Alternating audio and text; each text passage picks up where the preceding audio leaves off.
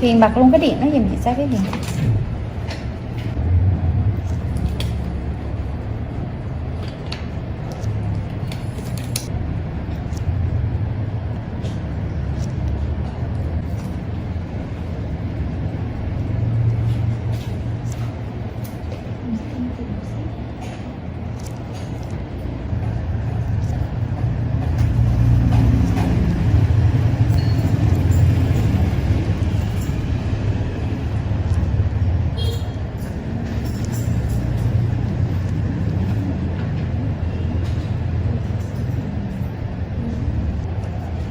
Nãy ai gọi điện làm chi đó?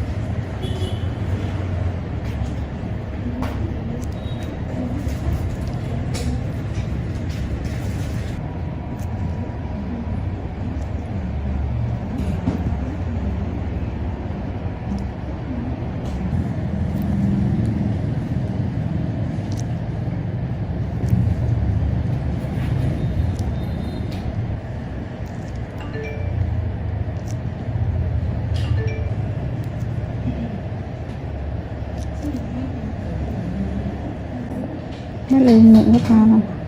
Vô thang lấy nha. Bé Lương mụn có to không?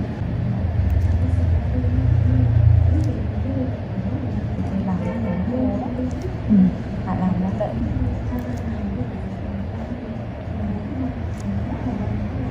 Không mặt. Đấy bạn hả? Bà kiểu bà nói chuyện rồi vui lắm đúng không? Đúng rồi.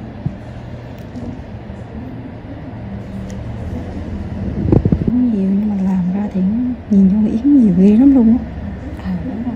Nhìn vô mặt tự cái dài với tàu. Nhìn vô nghĩ là nhiều lắm luôn á.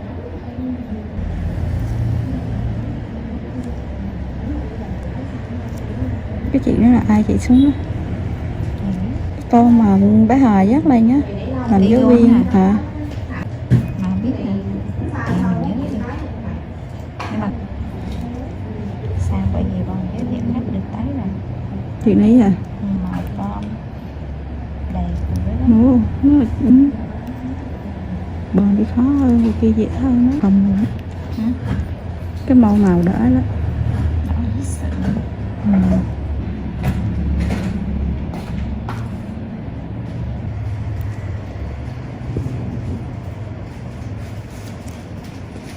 Chị các chị thấy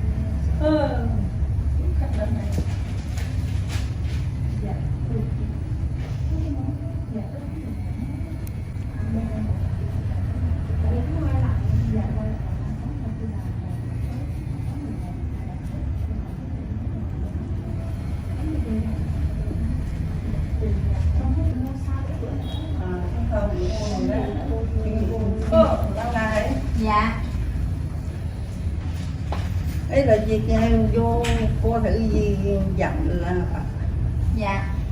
Mua lên con dặn. ấy là tuần sau ngày chủ nhật cũng bán rồi. Dạ. Rồi bữa nay cũng bán rồi. Tiền lãnh không? Trừ nó vô nhậu anh đón nè. Dạ, đi ăn tiền đây. Ấy là đấm mơ á. Dạ rồi. Ấy là ấy là ngó cái màu Này, của cái đường đây. đi. Có đây. Nhưng cơ địa ấy là nó thì sự nó màu gì cũng mỏng thì đương nhiên kiên phải là ít hơn cái màu dài vì cái màu của gì nó rất là dài. Phúc kỳ nữa, phúc kỳ ha mình có thâm, ví dụ như thay vì cái này thâm đi thì không thâm, còn cái này mà thâm nhiều nữa thì phải cái thâm nó trước đã vào chứ ráng. Ví dụ như thay vì cái này dĩ nhiên cái điện nó chỉ có cái màu có sưng không mà màu em nó sưng vậy sợ em không được. Cái cơ điện nó bị ái đây, còn cái đôi u chụp chân. Ấy là bữa mông mà gì dặn mà mấy người kêu cái màu này lên màu mà gì về là bo ngày là lên màu y đây đây không sưng không đi có sưng có một cái ra đi cái vô anh ấy luôn điện thấy chữ không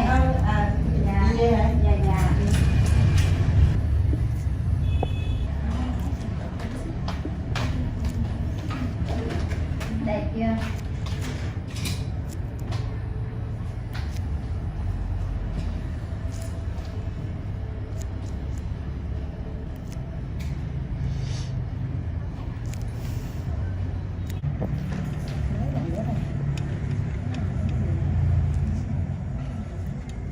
Cái này màu gì thì máy dài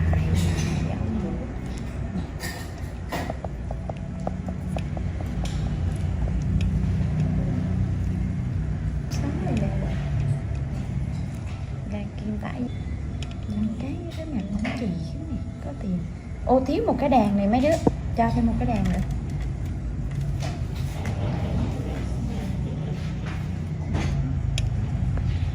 làm cho chị xem chưa? Chị luôn Rồi. có xí với máy. Xí góc chỗ rộng lòng lấy vậy.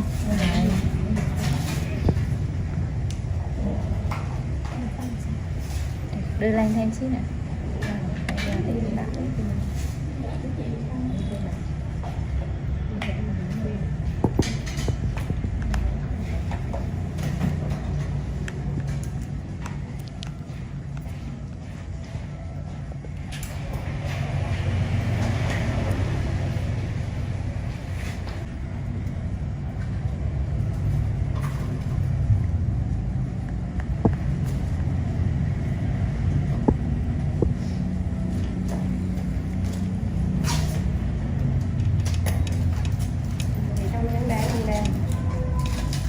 Thiệt cái gì vậy?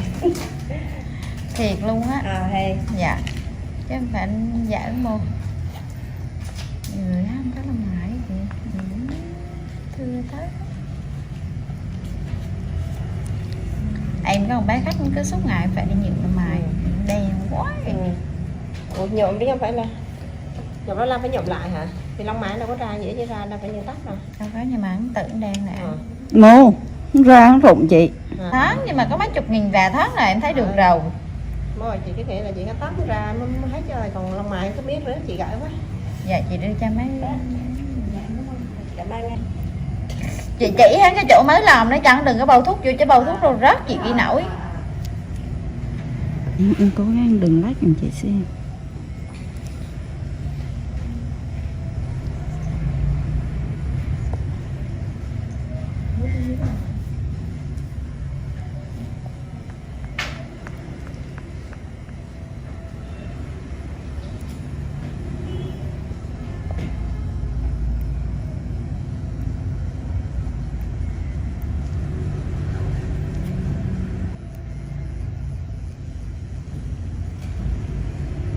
Không, đáp để bài cho cái cách lao cho nó sạch này.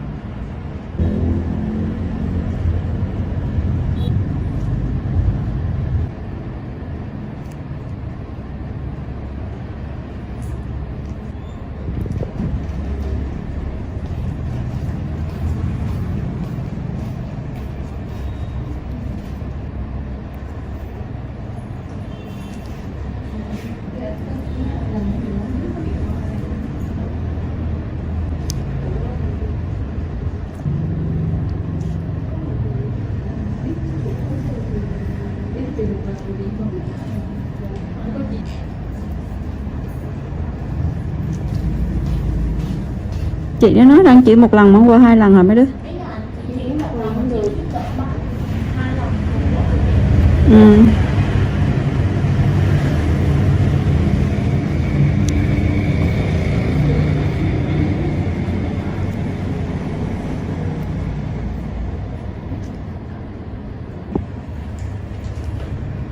Is that it just isn't a V-twin. Instead, a burbling flat 6 Honda GL 1500 gold wing motor seems to sanitized for most, too damn quiet. Sure, the Honda F6C Valkyrie's 100 brake horsepower motor is enough to send the thing whizzing along in unfeasible speeds, but it's easily out-accelerated by the Triumph Rocket 3, any old Yamaha VMAX and a whole boatload of rival power cruiser motorcycles these days. The Rune 1800 isn't really any faster. The Honda F6C Valkyrie rarely goes wrong, ever. It is a beautifully made motorcycle, with lavish chrome, thick paintwork and an engine that can cover 100,000 miles with basic oil/filter changes. The main problem with the motorcycle is keeping its hundreds of nooks and crannies clean. Double that cleaning time on the Honda Rune 1800. Our Honda Valkyrie FC6 owners' reviews show a very reliable bike, which is the norm for Hondas. For most of its life it was available as a personal import from the USA, and there aren't that many around, which keeps resale values high. Honda F6C Valkyrie motorcycles with the hard luggage touring kit on seem to be sought after. Buy a good used motorcycle and you can 5 years biking for about $2,000 in depreciation. The Honda Rune 1800 costs big bucks and is for lotto millionaires and poseurs only. Huge brakes, beefy forks and a proper 2-person saddle are some of the useful features on the Honda F6C Valkyrie. It could use the reverse gear of the Gold Wing and there's no screen as standard on the Honda F6C Valkyrie. Naturally, there's a whole phone book of accessories to be had, from both Honda and US aftermarket motorcycle accessory suppliers. Sci-fi bodywork on the Rune looks stunning. Welcome to BBC Motor Reviews channel. KTM 1090 Adventure, 2017 on review. The chassis copes with the extra power with ease. In fact, it feels like it could handle a further 25 brake horsepower. The conventional 48mm WP forks and WP rear shock work straight out of the box. The forks are non-adjustable, but on our test route that didn't pose any problems. A 170-section rear tire and the 1090's relatively low weight enable it to be hustled with ease. Boring it certainly isn't. Unfortunately, we had less than ideal conditions to test the new 1090, but wet riding did highlight the bike's rider friendliness and near-perfect fueling at low speeds. There are 3 riding modes: Sport, Street, and Rain, with an optional off-road setting. Each mode changes the engine characteristics and level of traction control intervention. Although it's called the 1090, the engine is the same 1050 cubic centimeters motor as used in the outgoing 1050 Adventure. In the old model, KTM restricted it to 95 brake horsepower, but they've unleashed an extra 30 brake horsepower for the 1090. Pushing peak power to 125 brake horsepower and torque to 80.4 ft-lb. On the road, it deals like KTM have thrown a bottle of vodka into the punch bowl along with a dozen cans of Red Bull. The 1090 is much livelier and more fun to ride, yet still has the ease of use of the original 1050. Confusingly, KTM also offer a 95 brake horsepower version of the 1090. Which can then be restricted further to 47 brake horsepower for those on an A2 license. KTM's LC8 engine is a proven motor by now, with few problems to report, and KTM's Adventure family are well built. The 1090 Adventure comes in much cheaper than the more premium competition, without skimping on quality. The standard price of £11,299 is good value, although the bike we tested would have cost £12,800. As the 1090 is the baby of the Adventure range, the spec doesn't quite match that of its bigger brothers, but you do get 3 riding modes as standard, sport, street and rain. An off-road setting can be unlocked with the optional off-road pack, £243 and 78 pence. Traction control and ABS are standard but not lean sensitive, and the TC can't be deactivated on the move. Old-style clocks remain. Welcome to BBC Motor Reviews channel. Cini Akuma 125, 2022 on review. Priced at £2,599, the Akuma significantly undercuts the popular Honda MSX 125 Grom, which is its obvious target. And though my preference is for traditional-looking bikes with a retro feel, like the WK Scrambler or Cini's own Outlaw, after riding the updated Akuma, I'm genuinely impressed. Ride quality and handling are altogether spot on, and though not the outright fastest, it's plenty quick enough. Yes, perhaps the seat leans you a bit too far forwards, and at 6 foot tall my knees are a bit high, but this aggressive style and involving feel make the Akuma a confidence-inspiring and solid first ride for any newcomer. If I wasn't a skint student on part-time wages, I'd buy one without a moment's hesitation. Can't say much more than that. For 2022, the Cini's has larger 14 inches wheels, upgraded from the previous 12 inches. Still small, they improve handling and give a stable feel around corners, while still making the Akuma very agile at low speed and in close quarters. The handling is smooth too, thanks to the suspension and low center of gravity, and with the seat pushing you forwards you can really feel every inch the bike. Leaning forwards into corners and tucking in on the straights, the Akuma might be a modern monkey bike but rides like, well, a proper bike. They call it the Mini Monster, and it deserves the nickname, being a down-to-earth yet modern bike that both looks and rides the part. Being angled steeply forward means the seat does affect comfort, and with the abrupt shape of the tank you need to be gentle with the brakes. The Akuma is also very compact, it's physically smaller than my own WK Scrambler 50. However, although perhaps better suited to smaller riders, with its 820mm seat height the Cini's happily supports 6 feet of teenager. Both the front and rear brakes very good, and they're combined, which means the front is linked to the rear. There's no ABS, however. Being air-cooled instead of liquid-cooled doesn't really match the modern style of the Akuma, and with 9.7 brake horsepower it's not as powerful as other more modern bikes. However, this also means welcome simplicity and you'll get your money's worth of reliability. It's also fast enough.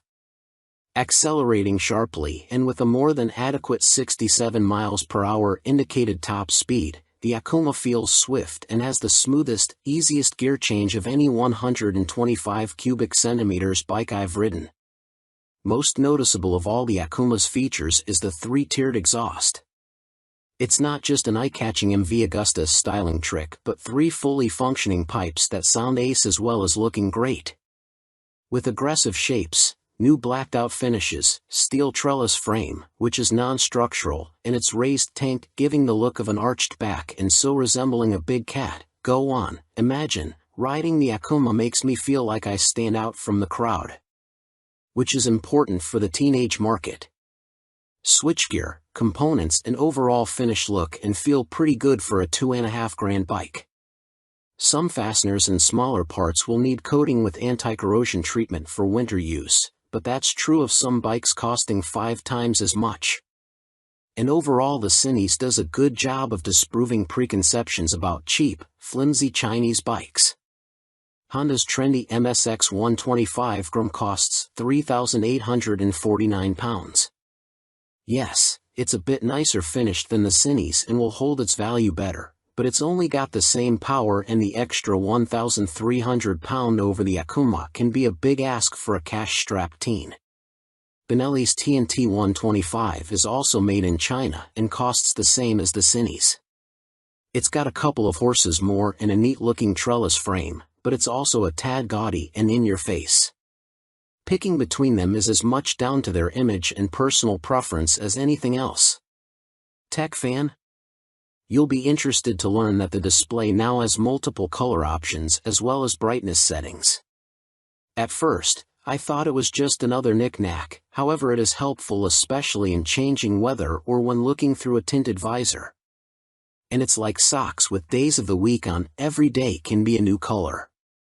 The display is also crystal clear and comes with a small array of function as expected: time, trip, odometer. Something that I quite like are the large buttons that the Cini uses.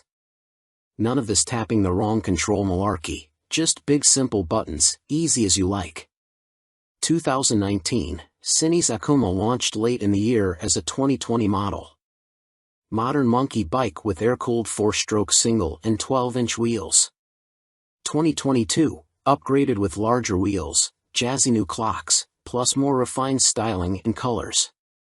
Replacing the stock bike's KYB suspension, the SP features Gen 2 Öhlins semi-active suspension, NIX30 SV forks and a TTX36 SV shock, which automatically controls the damping levels while leaving spring preload manually adjustable.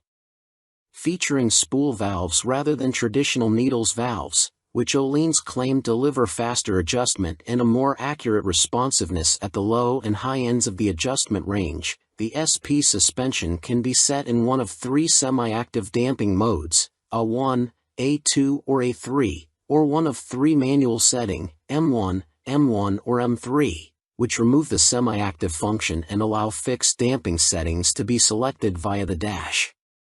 An incredibly impressive system, the semi-active suspension responds to undulations in the road surface instantly, smoothing them out and making the SP feel like it is gliding over the bumps.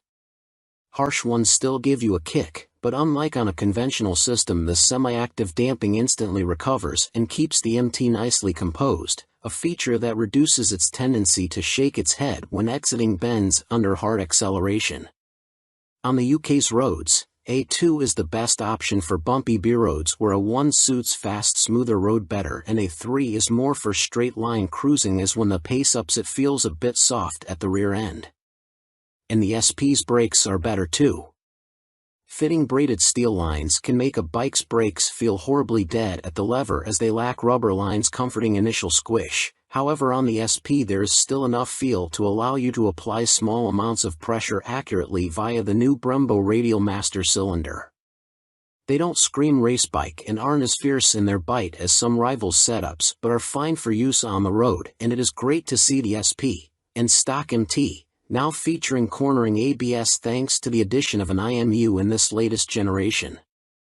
Good and bad news with the new Euro 5 compliant engine. Starting with the good, thanks to the revised fuel injection system, the throttle response is now smooth. In B mode, A mode is still a bit too aggressive for road use, and the crossplane's enhanced mid-range surge of power is staggering, as is the wonderful offbeat sound, which has been tuned through a new intake system and feel. But despite lengthening its gearing, the MT remains a noticeably thirsty bike and recorded 41 miles per gallon on our test ride, which is what Yamaha claim, but still equates to a range of just 155 miles until the 17-liter tank is empty. If you opt for the SP, alongside the Öhlins suspension you gain braided steel brake lines as standard, as well as a 3-piece belly cowl, black bars and levers, and a stitched seat. Unlike the stock bike, which comes in 3 color options, cyan, blue and black, the SP is only available in Icon Performance, and it also features a polished metal finish on its swing arm where the stock bike has a black painted one. Everything else, including the engine and electronics package, is identical between the 2 MT-10 models, which is good news for MT-10 owners but a bit disappointing for SP owners who may feel like they deserve something extra to brag about aside from suspension. Which brings up the question of price. The MT-10 SP costs £2,500 more than the stock MT-10 at £16,000, which is tantalizingly close, especially when you look at a finance package. On a PCP deal after a £3,000 area deposit, you are looking at paying about £35 a month more for the SP when compared to the stock bike. That's about the price of a takeaway meal for 2 every month, which seems a small sacrifice to gain that all-important Öhlins bling. In terms of running costs, both the SP and stock MT-10 have the same poor fuel economy and cost roughly the same to insure and service, so that's not a factor in ownership, and the SP should hold its residual value a bit better. How does it stack up against its rivals? Very well. The SP is £16,000, where a Ducati Street Fighter V4 is £19,551, or £21,651 in S-guise with semi-active suspension. The Aprilia Tuono V4 factory is £16,900, the KTM Super Duke EVO £17,899, Triumph Speed Triple 1200 RS £15,500, which lacks semi-active suspension, and the Kawasaki ZH2 SE £19,079. Sharing the same tech package as the stock MT, the SP is no less impressive when it comes to its safety assists.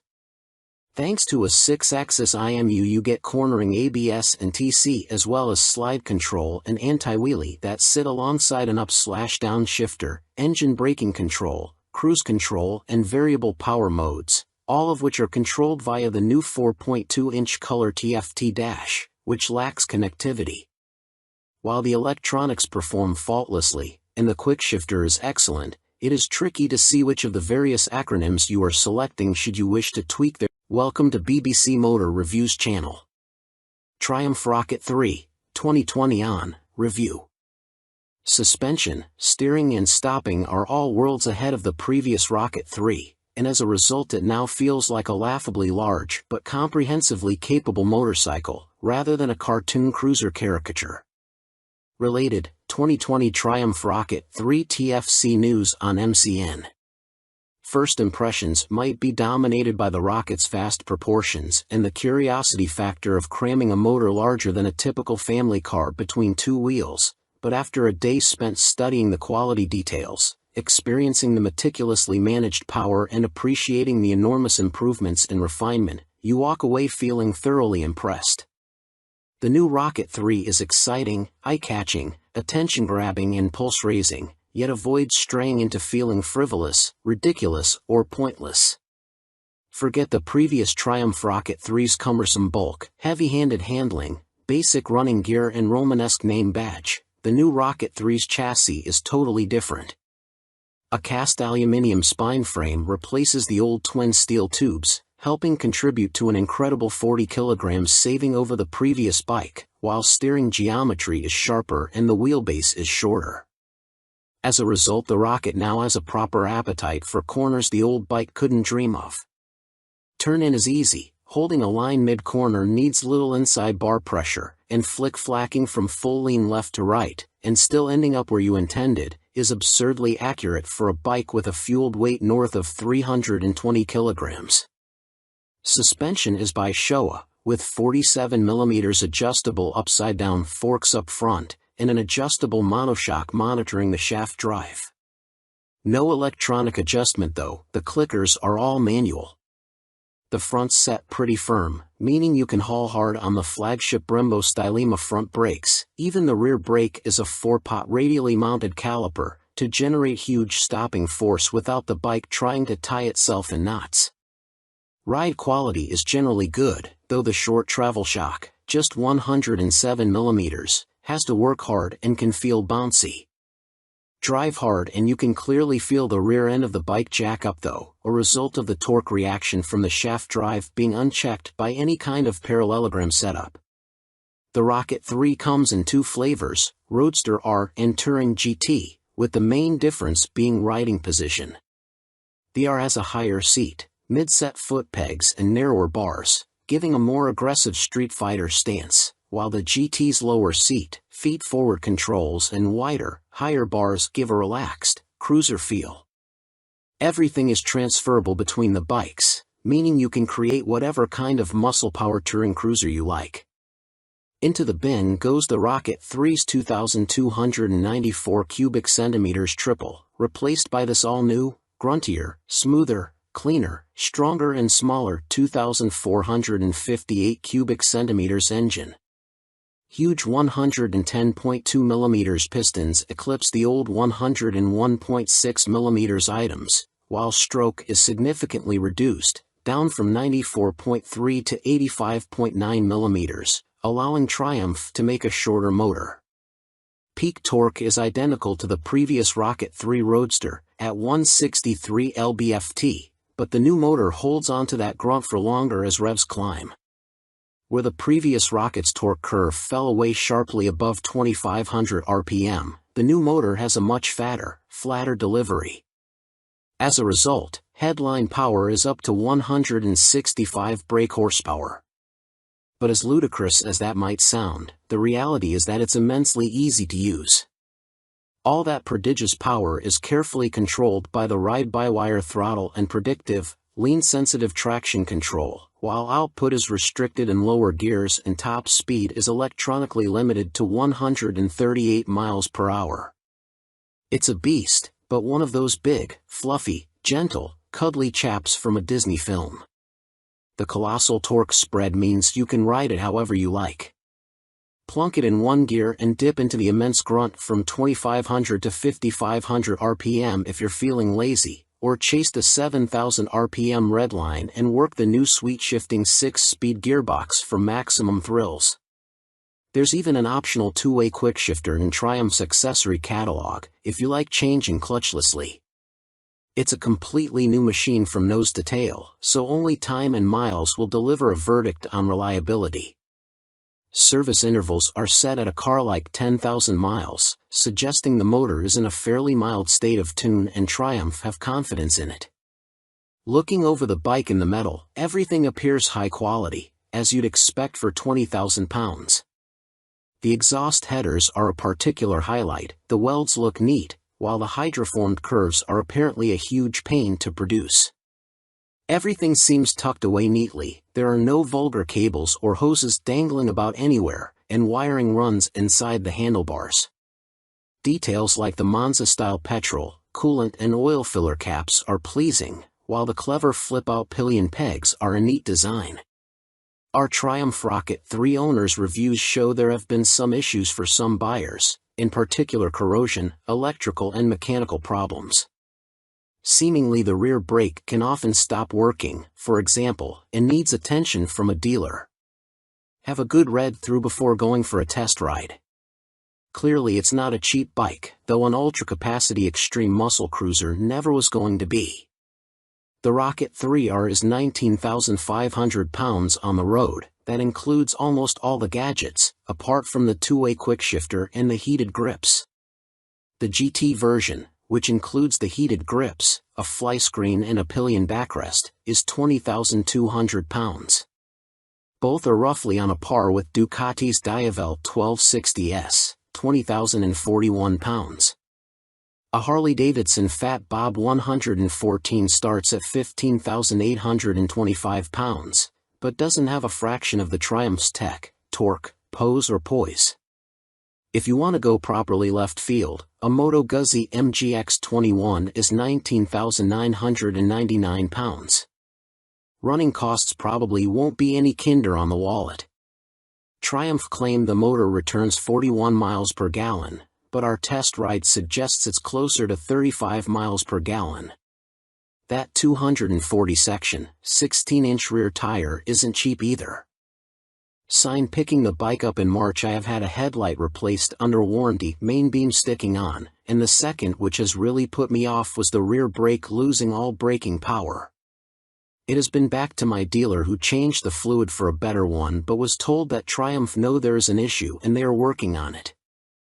I thought anything to do with brakes on a 163 pounds of torque monster would be the #1 agenda. First service only. The fuel economy is not bad so far, 43 to 45 miles per gallon. That is with occasional spirited riding thrown in. 2 stars is because after 6 months I was offered 13,500 pounds from the dealer to buy it back. Even WBAB offered considerably more, so not much faith in the brand and will likely be going back to BMW. Equipment. The Brembo brakes are top-notch. The stopping power and feel is superb, the ride comfort is less so. I am a big old guy, and no matter how I try to adjust the rear suspension, the ride is harsh on anything but smooth tarmac. The roads in Herefordshire where I live are amongst the worst in the UK, and backache sets in after about 2 hours. I have purchased an Airhawk DS seat pad which has transformed the comfort, but it's still not all day comfy like my old Rocket. The tank is so wide you have to ride legs apart, which at motorway speeds the wind blast makes your hips ache trying to keep tucked in. In the end, I made and fitted a pair of Perspex front fork air deflectors to solve the discomfort. I didn't go for the quick shifter or the navigation package, as for me they don't offer much in the way of the overall riding experience. The TFT display is good, but on some settings it is too fussy and hard to read. I opt for the screen that shows speed, revs, gear selection and fuel status. That's enough for me. There are a few niggles with this bike that could be better.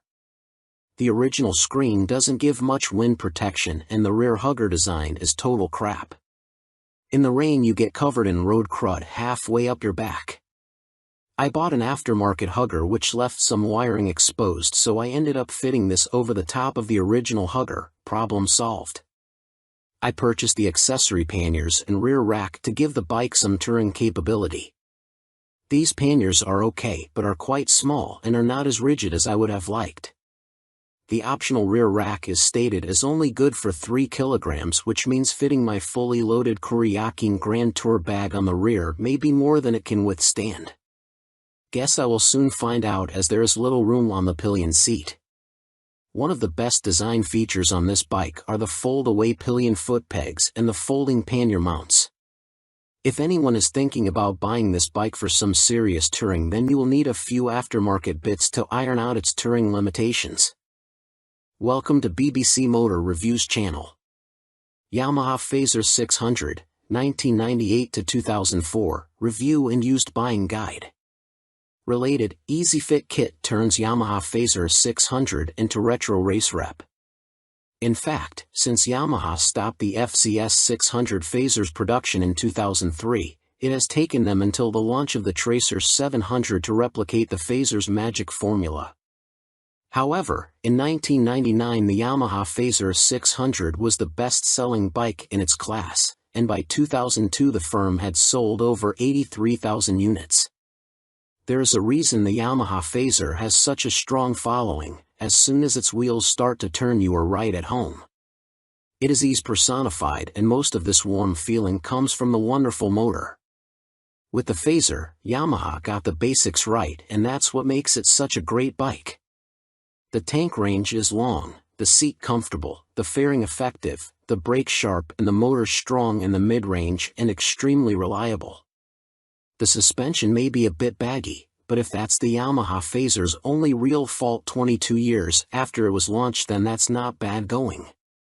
Useful Yamaha Fazer 600 specialists include www.foc-u.co.uk and yamahaclub.com. Read on for our full used buying guide. Ride quality and brakes. Launch impressions. When you push the Yamaha Fazer 600 to the limit, which is easy with those blue dot or 1 brakes up front, it dives a little bit and loads up the front end. It waggles a bit, but the handling is generally confidence-inspiring, and if you take it steady you could ride to Budapest on a Yamaha FCS 600 Fazer and feel no severe aches or pains. Yamaha Fazer 600, what does it ride like now? With limited suspension adjustment, post-2000 models have variable damping in their forks. The Yamaha Fazer is a bit wobbly in the corners, and the Sumitomo calipers shared with the R1 quickly overwhelm the forks when you brake hard.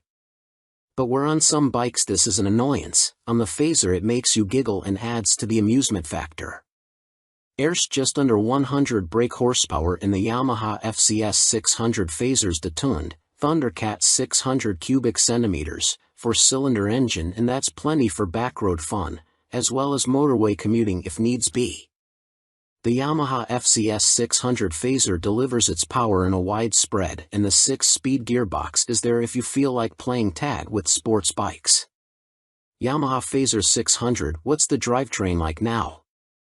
The inline-4 is beautifully smooth and has that lovely mid-range pull you get with an old long-stroke unit. It's not revvy or buzzy like the FC6's engine, it's just silky smooth and full of drive.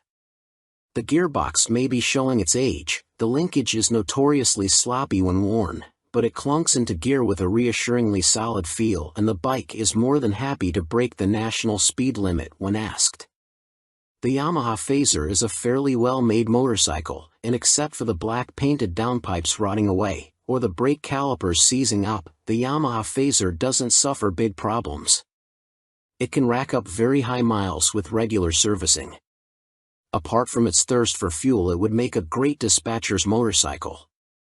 Yamaha Fazer 600 reliability.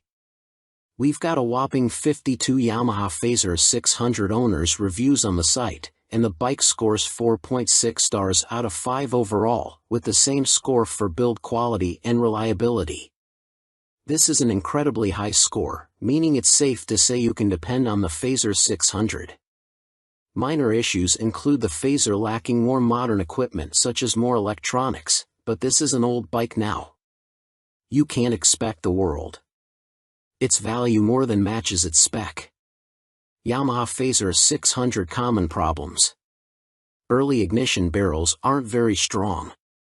Check it works smoothly and that the ignition key works the fuel cap and seat lock. The headlight bracket bends if the bike is in an accident and few people replace it, so always check the fairing looks square on the bike. The steel swing arm can trap water and rot around the chain adjusters, so inspect this area well for any obvious rust damage. The Fazer has a 110/70 front tire, and as a result tire choice is limited. You can fit a 120/70, but this can interfere with the mudguard. Yamaha Fazer 600, a mechanic's take. By Chris Spinks, Chief Instructor, Metropolis Training School. The key factor when buying a used FCS 600 Fazer is seeing if it goes into second gear. First gear on the Fazer is quite short, and the jump to second puts a lot of strain on the gearbox. This can cause the second gear selector fork to bend, and that leads to a really stiff change and eventually a broken gearbox. On a cheap bike such as a used Fazer, that can write the bike off as replacing it is not economically viable, as a complete gasket kit costs £500. That said, when I destroyed my Fazer's gearbox on a track day, I bought a new motor for £400, and swapping them over was fairly simple. The sprocket retaining nut is a classic Fazer fault and well documented. The nut comes loose, the sprocket slides off the shaft and then sits on the threaded part of the output shaft. People think the clutch is gone and rev the motor, which causes the sprocket to strip all the threads off the shaft. You can slide the sprocket back on and spot weld it in place, but you need to be careful not to overheat the seals. As long as you fit the nut correctly using the locking washer, you should be fine, although Yamaha did release a deeper threaded nut and this sorts the issue. The lights on the Fazer are poor, but on the 1998 9 model the bulb vibrates and creates a white powder that fills up the lenses. This is impossible to remove and makes the light even worse.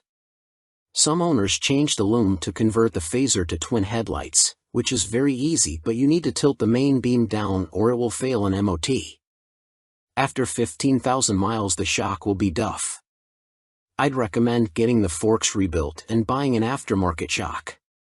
Don't be tempted to go for a stiff fork springs. I've found softer ones works better. When it comes to the finish, the paint likes to flake off from the engine's fins, so don't jet wash the engine, and check the downpipes.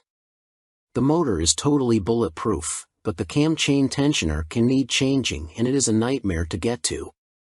At the end of the day, a well-looked after Fazer is a brilliant buy and totally reliable. At the training school we would see them cover over 65,000 trouble-free miles with only oil changes.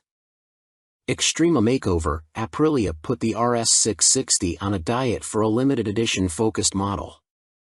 Alongside the surprise launch of their 2023 BX450, Bimota have shed more light on supercharged Tessie Tourer currently in development.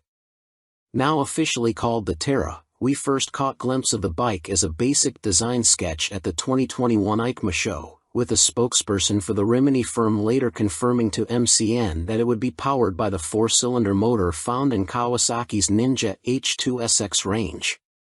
Never before have Bimota been present in this market segment, Bimota COO, Pierluigi Marconi, said in a statement. No one has this much fun and function in one package.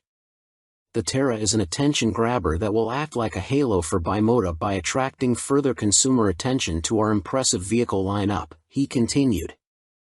Although details remain scarce, Bimota have gone into some depth on the new steering system, which sits diagonally between a front subframe and the front wheel. There are no front forks like a conventional motorcycle, which should aid front-end stability and the ability to trail brake into a corner. This is because braking forces are kept away from the front suspension, leaving it free to deal with bumps in the road. These systems can reduce front-end feel though. Until now, Tessis were only made for the sports segment, Marconi told MCN at EICMA 2021, we'd like to put the Tessie name to adventurers, tours, and bikes like that. Our philosophy is to have two lines of bikes, he added. One is the Tessie line and one is for more traditional models. We like to follow the two concepts, because although a Tessie chassis has a lot of advantages, for some riders it is still too much of a novelty. Alongside the funny front end, Bimota have also confirmed that the Terra will receive semi-active suspension developed in partnership with Marzocchi. The ride height can also be adjusted either manually or electronically by 30 mm. Also expect to find 5-spoke forged alloy wheels too, which should help to keep unsprung mass down. It went from first sketch to full-size model in few months using computer-aided design, Marconi continued. You ride some bikes because you have to, but you ride these Bimota because you want to. Terra will appeal to enthusiasts of all ages because the design draws you in, and the performance keeps you there. Superior performance, Broff step up Aston Martin partnership with more powerful AMB 001 Pro. Luxury boutique brand Broff Superior have once again teamed up with supercar experts Aston Martin to create yet another outrageous, limited-run track day machine. The AMB 001 Pro made its debut at the EICMA trade show in Milan and follows in the footsteps of the first-generation €98,000 AMB 001, which entered the public consciousness back in autumn 2019 and has since sold out.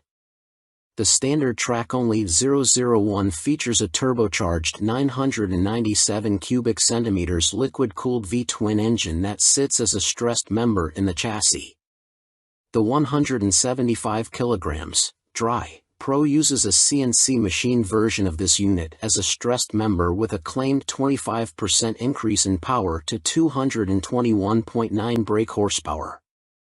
There's also carbon fiber bodywork said to be inspired by Aston Martin's 1,000 brake horsepower Cosworth-built 6.5-liter V12 Valkyrie AMR Pro hypercar.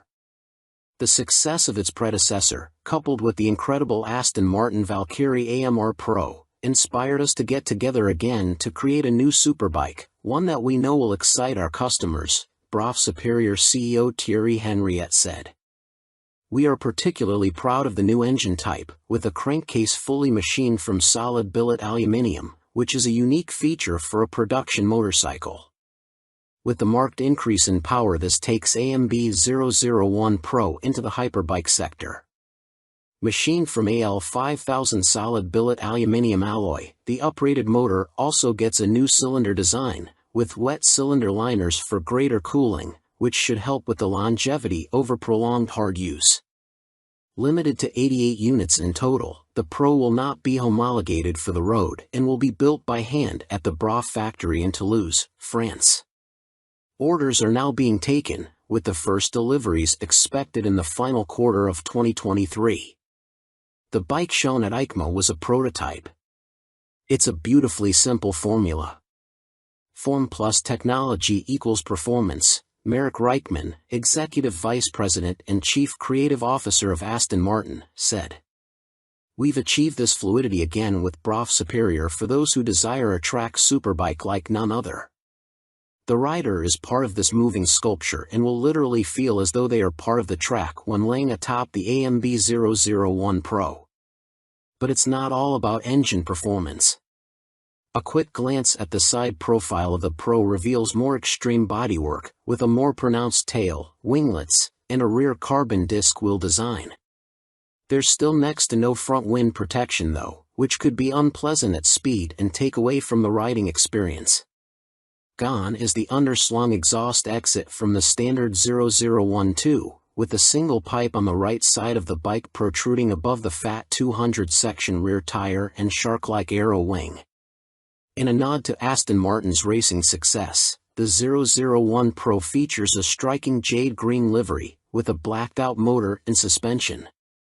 This suspension system comes in the form of a front double wishbone setup adjustable for preload and rebound, plus a rebound and preload adjustable monoshock.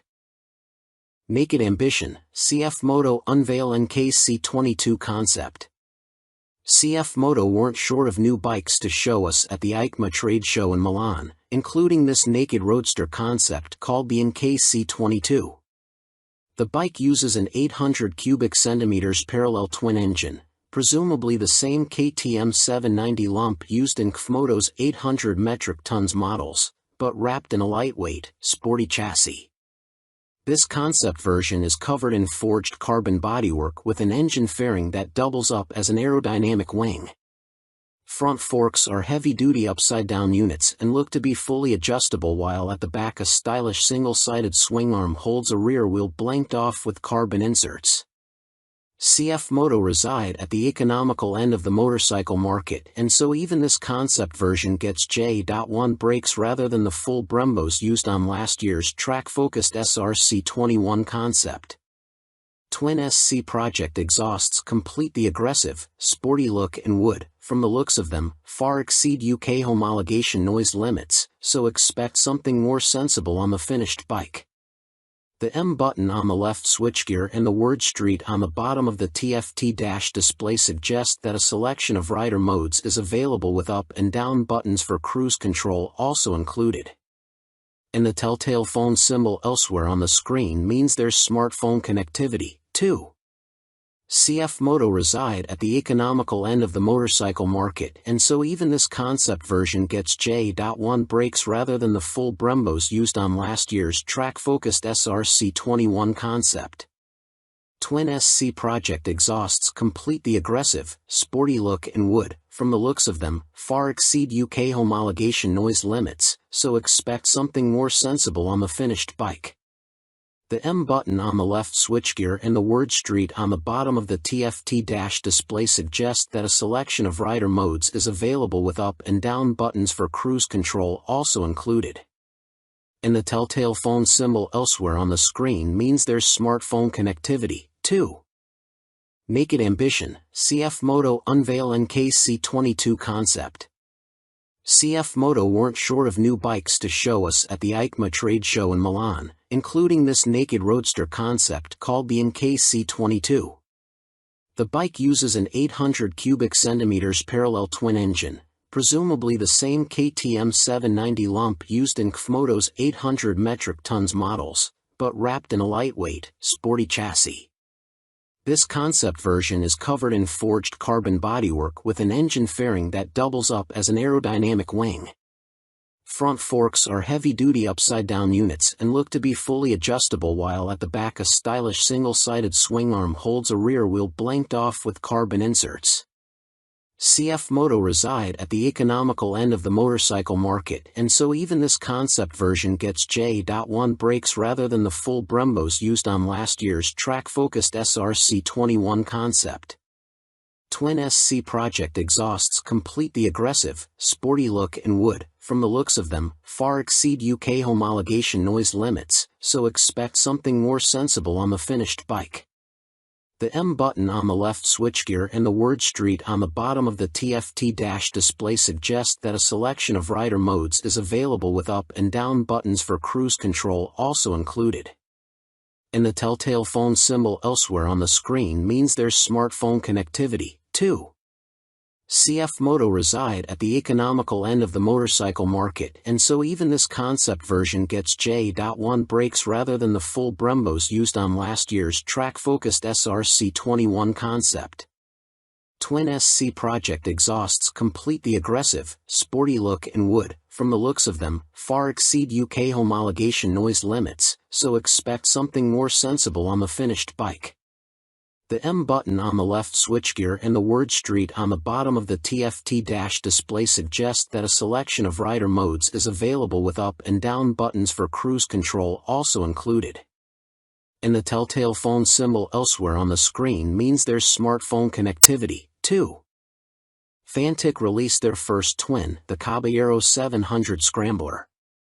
Fantic has revealed their first modern-era twin-cylinder machine with a 700 cubic centimeters scrambler joining their Caballero range.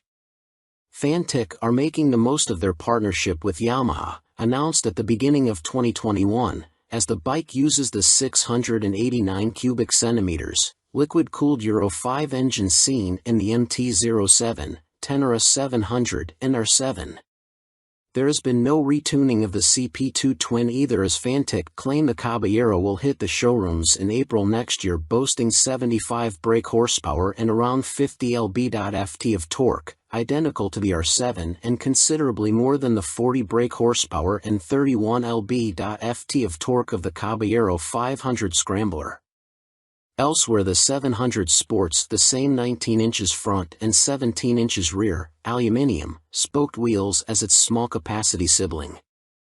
The engine sits in a single backbone-style frame made from CRMO steel attached to an aluminium swing arm, giving it a wheelbase of 1,460 mm, 35 mm longer than the 500 version.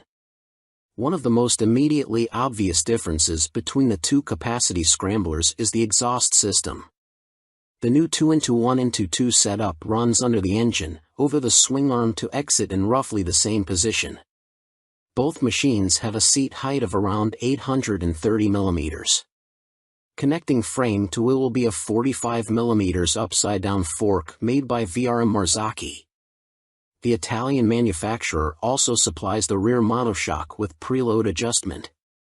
Brembo is the manufacturer of choice for the calipers, with a 4-piston unit gripping the 330 mm front disc and a 2-piston, 245 mm setup on the rear. In another first for Fantic, cornering ABS will be standard on the 700. The system will sense the bike's lean angle and fine-tune the braking response accordingly. Traction control also makes its debut to the Fantic lineup, with both rider aids and 3 rider modes, road, off-road and custom, manipulated via a 3.5 inches TFT display with Bluetooth connectivity. A 14-liter fuel tank may be a little on the small side, although the claimed 180 kilograms curb weight should prove competitive when it comes to commuting or a bit of back lane scratching. An expected price tag of around £9,000 may put some off, although stylish looks, proven engine and handling potential could tempt many. Stuart Prestige. By Stuart Prestige. All-weather rider with a penchant for long tours and hours in the saddle. You may also like. Honda released £30,000 limited edition McGuinness 100th TT Star Replica Fireblade SP. Who do you think you are, John McGuinness? Well, now you really can live out your TT fantasies, as Honda reveal they will build 30 examples of this CBR 1000RR Fireblade SP John McGuinness 100th TT Start Replica Edition in celebration of the road racing legend's phenomenal accomplishments on the island. The headline visual difference from the stock bike is the bold replica of the paint job John raced with for his 100th TT Start. But this is more than just a replica paint job, there's a whole host of other upgrades to add to the exclusivity. The stars align for me to be back on a Honda Fireblade for my 100th TT Start, says McGuinness. It's an awesome bike and has meant so much to me over my career. I'm proud of my connection with its place in TT history and of this, my replica.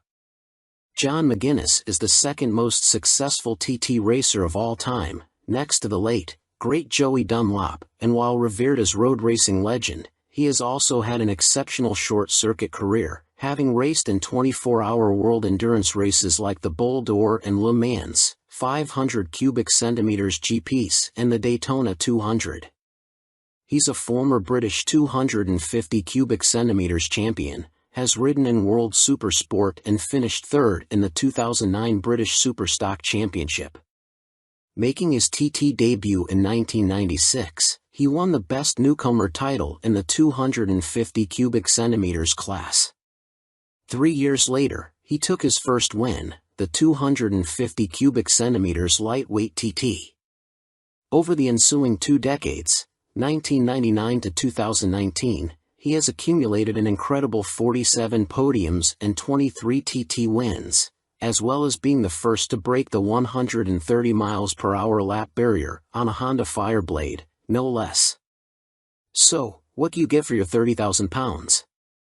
In addition to the already high spec of the CBR 1000RR Fireblade SP which underpins the replica, the limited edition blade gets a full replica paint job incorporating gold detailing and a film strip showing all of John's TT starts on Hondas. Unsurprisingly, this is where it deviates from his actual race bike, which also pictured his TTs on other manufacturers' bikes, and 100th start sponsor logos. There are gold wheel stripes, an individually numbered plaque on the headstock, genuine Honda carbon fiber front mudguard and carbon rear hugger, or rear seat cowl and tall screen, and Metzeler Racetech RR tires. On startup there's a ring of fire screen animation as the display loads, and 30th anniversary logos on the smart key and laser engraved on the Akrapovic muffler, marking the machine's special place in Honda history. And to cap it all, there's John's signature on the airbox cover. Honda are even offering the opportunity for a personal handover from John McGuinness MBE himself, at Honda Racing UK in Louth. If that's not enough, you'll also get a custom Fireblade garage mat, genuine Honda accessories indoor bike cover, 3D laser engraved crystal featuring a design of the John McGuinness 100th start replica. All inquiries and orders for the John McGuinness CBR 1000RR Fireblade SP 100th start replica are to be via the Honda dealer network, and if you want to see one in the flesh, it will be on display on the Honda stand throughout Motorcycle Live at the NEC from November 19th to 27th. Fantic released their first twin, the Caballero 700 Scrambler. Fantic has revealed their first modern-era twin-cylinder machine with a 700 cubic centimeters scrambler joining their Caballero range. Fantic are making the most of their partnership with Yamaha, announced at the beginning of 2021, as the bike uses the 689 cubic centimeters, liquid-cooled Euro 5 engine seen in the MT-07, Tenere 700 and R7. There has been no retuning of the CP2 twin either, as Fantic claim the Caballero will hit the showrooms in April next year, boasting 75 brake horsepower and around 50 lb.ft of torque, identical to the R7 and considerably more than the 40 brake horsepower and 31 lb.ft of torque of the Caballero 500 Scrambler. Elsewhere the 700 sports the same 19 inches front and 17 inches rear, aluminium, spoked wheels as its small capacity sibling. The engine sits in a single backbone-style frame made from CRMO steel attached to an aluminium swing arm, giving it a wheelbase of 1,460 mm, 35 mm longer than the 500 version. One of the most immediately obvious differences between the two capacity scramblers is the exhaust system. The new 2-into-1-into-2 setup runs under the engine, over the swing arm to exit in roughly the same position. Both machines have a seat height of around 830 mm. Connecting frame to wheel will be a 45 mm upside-down fork made by VRM Marzocchi. The Italian manufacturer also supplies the rear monoshock with preload adjustment. Brembo is the manufacturer of choice for the calipers, with a 4-piston unit gripping the 330 mm front disc and a 2-piston, 245 mm setup on the rear. In another first for Fantic, cornering ABS will be standard on the 700. The system will sense the bike's lean angle and fine-tune the braking response accordingly. Traction control also makes its debut to the Fantic lineup, with both rider aids and 3 rider modes, road, off-road and custom, manipulated via a 3.5 inches TFT display with Bluetooth connectivity. A 14-liter fuel tank may be a little on the small side, although the claimed 180 kilograms curb weight should prove competitive when it comes to commuting or a bit of back lane scratching. An expected price tag of around £9,000 may put some off, although stylish looks, proven engine and handling potential could tempt many. Stuart Prestige. By Stuart Prestige. All-weather rider with a penchant for long tours and hours in the saddle. You may also like 70s superbike stunner, MV Agusta Super Veloce 1000 Serie Oro. MV Agusta may not have been directly participating in the EICMA show in Milan last week, but it didn't stop them stealing the headlines with this stunning Super Veloce Serie Oro. The carbon-clad superbike uses the Brute Ale 1000RR as a base, meaning the same 998 cubic centimeters inline 4, producing a claimed 209.1 brake horsepower with a race kit installed. Inside this motor, you'll find a countershaft that rotates at twice the speed of the primary drive shaft with the aim of reducing vibrations and promoting faster cornering. You also get the same frame and single-sided swing arm, but now clad in carbon fiber bodywork inspired by MV's 1972 500 GP Racer. Sitting alongside the smaller, 3-cylinder Super Veloce 800, the Serie Oro is planned to hit dealers in the middle of next year at a price of approximately £50,000.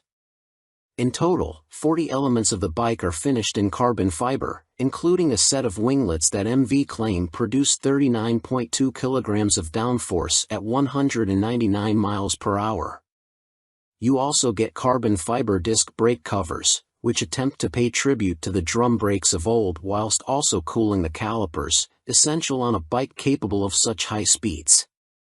MV Agusta also claim the design allows air to flow around the brakes towards the coolant and oil radiators for better temperature control. There are air vents along the carbon fairings, too. Despite the superbike credentials, the Serie Oro has deliberately been made more comfortable and less extreme than traditional circuit stars, and it features electronically adjustable Öhlins NIX forks for a high-quality ride. They are matched to an Öhlins TTX rear shock, which bolts directly to the swing arm. As you'd expect for a bike of this caliber, stopping power comes from premium Brembo Stylema monoblock calipers, which bite onto chunky front 320mm discs. You also get 5-spoke forged aluminium rims, and 4 under-seat exhausts, just unlike the company's landmark F4. In addition, there is a suite of lean-sensitive electronics, plus a 5.5 inches TFT color dash to control them, with the added option of mobile connectivity. Dan Sutherland. By Dan Sutherland. News editor, sports bike nut, and racing fan. You may also like Moto range grows, Super Soco owners launch 3 new urban models at EICMA 2022. Electric scooter manufacturer of Moto, parent company of Super Soco, have had a busy year, releasing 3 new models at EICMA, including the 125 cubic centimeters comparable e-bike, the Moto Soco Stash. The release of the production model comes just a year after the unveiling of the prototype, with the bike so named due to its multifunctional storage compartment, housed in the fuel tank, large enough for a full-face helmet or other accessories. At its heart is an electric motor producing an average 8 kilowatts with a peak of 15 kilowatts. This propels the Moto Stash to a top speed of 75 miles per hour when the boost is deployed. 68 miles per hour is on tap without the boost. A 72V removable battery provides the juice and can be charged using a fast charger in a conventional 3-pin plug in 3.5 hours. Charging without the fast charger will take between 5 and 6 hours. No range specifications have been released, but expect it to have the same 30-mile capacity of the Super Soco TS Street Hunter, which has the same top speed capability. A newly designed swing arm pivots off a solid, lightweight frame, driving a 17-inch rear wheel. A 17-incher is also fitted on the front, and ABS disc braking is standard. A relatively tall seat height of 830 mm awaits the rider, and the Stash has a curb weight of 143 kilograms. The company also unveiled their first dirt bike-style machine, which weighs in at just 84 kilograms. The machine comes in two models, the Bimota On-R, which comes with road tires, or the OFFR, which is equipped with knoblet tires.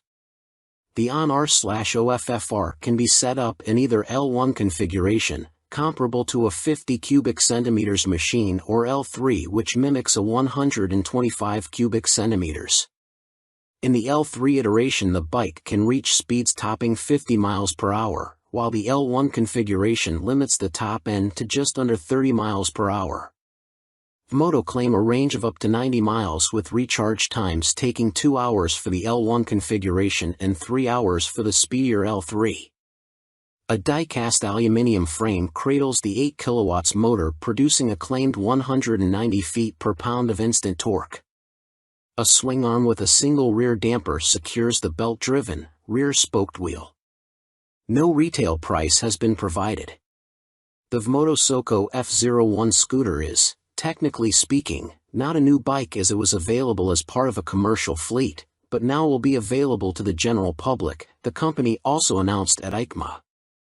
The urban commuter will, like the On/OFFR models, will be available as an L1 or L3 configuration. A 2 kilowatts or 4 kilowatts, L1 and L3, motor will get the rider up to a maximum speed of 27 miles per hour for the L1 and 45 miles per hour for the L3 model. Bimota claim a range of between 50 and 60 miles dependent upon the setup and riding style. The charging time of the removable battery is 3.5 hours with a fast charger using a domestic 3-pin plug, or 6 hours without the fast charger. Coming in at 110 kilograms with a seat height of 855 millimeters, the F01 should prove a popular choice for city transportation. The F01 will be available in white, light or dark blue, red and black.